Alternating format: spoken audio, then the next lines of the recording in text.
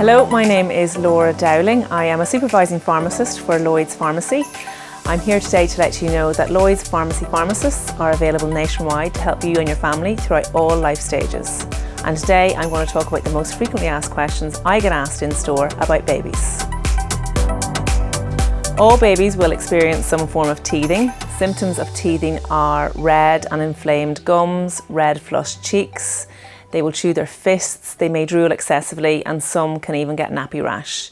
It's important that when they drool, you wipe away that drool. Otherwise, if it gets caught in the folds of their skin, it can cause skin irritation. There are a number of ways you can help your baby when they're teething. You can use a cool teething ring. You could use some teething gel, such as Bungella. It is a mild anti-inflammatory and also anti-infective. You could use the teething granules. They tend to tingle on their little gums and help distract them from the pain and the irritation. You can give them some healthy foods to chew on, such as some dried toast or carrot or apple. Just make sure that you're always supervising them when they're eating foods like that. Or you can give them some pain relief in the form of paracetamol or ibuprofen. Always make sure that you read the instructions carefully on the back of medicines when you are giving them to your baby, or come in and talk to your local Lloyds pharmacist. To help to treat the nappy rash, just make sure that you use a good barrier cream, change your baby's nappies frequently, and give them a good bit of nappy free time. Colic can affect up to 1 in 5 babies, and it is the name given for frequent or excessive crying in otherwise healthy infants. It usually starts at about 2 weeks old and can last up to 4 months.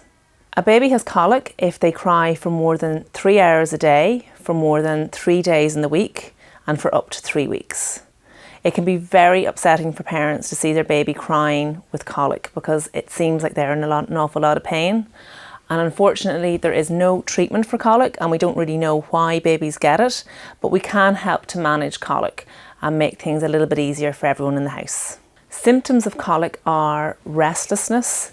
A baby will draw its knees up to its little chest. They may arch its back. They will cry excessively, and they will settle for a period and then start crying again.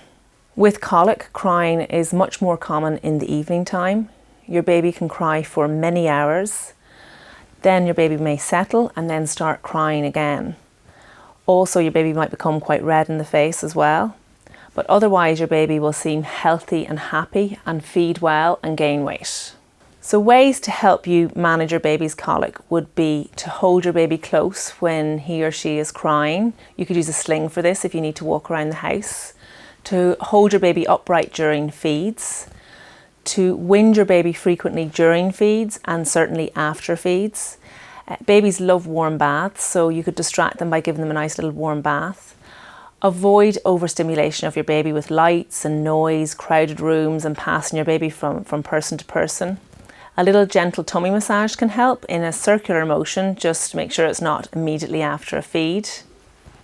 And then also just rocking your baby gently.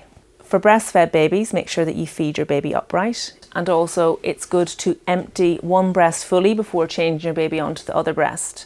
The reason for this is because the hind milk is the fattier milk, and they get that at the very end of their feed, and it helps them to digest their food better. With bottle-fed babies, if you add an extra ounce or 2 to the bottle to make sure that your baby feeds to appetite, and also make sure when you're feeding your baby that they don't suck in lots of air.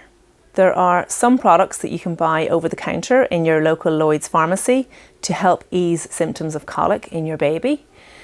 Infocol is a product that has simethicone in it. It helps the baby's wind to rise to the top of the tummy and makes it easier for them to burp.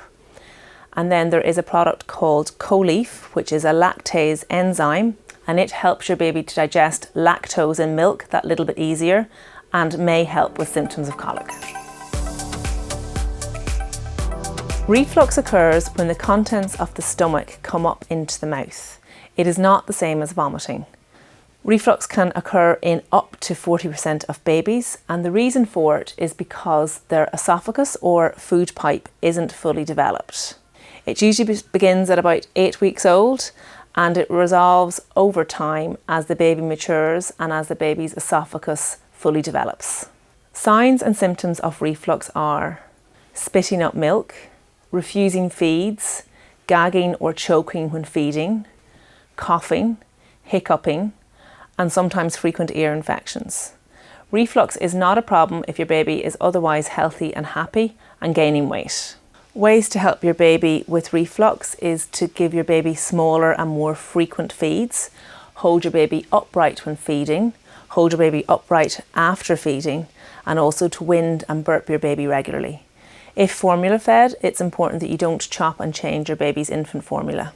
You can buy baby Gaviscon over the counter, and it can help to stabilise your baby's stomach contents and prevent regurgitation and reflux.